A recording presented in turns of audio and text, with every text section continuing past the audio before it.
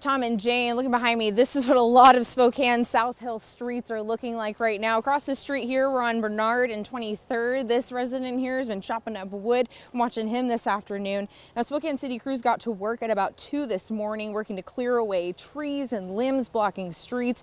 And they cleared away starting with arterials, and then now they're working to clear residential streets. Now, Mayor Condon was joined by city street and public works directors.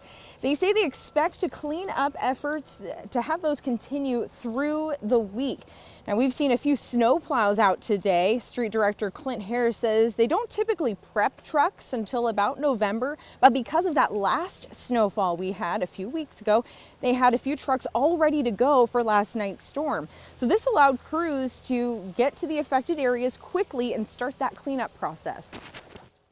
And they were able to respond and hit the hill routes and put de-icer out to make it safe for the citizens. We had crews dispatched after midnight, so they were able to respond and get on those routes earlier. But a lot of lessons learned that we're utilizing, like the debris removal, where to take it, how to take care of that, things like equipment of generators and chainsaws. Those were all purchased since our 2015 lessons learned.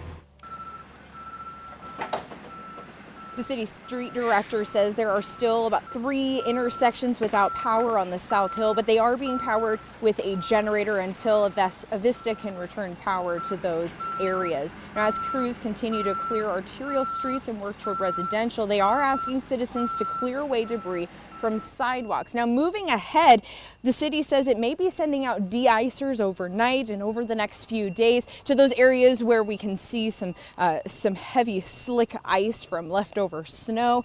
Crews are also going to be prioritizing cleanup around schools so that students can get back to school tomorrow.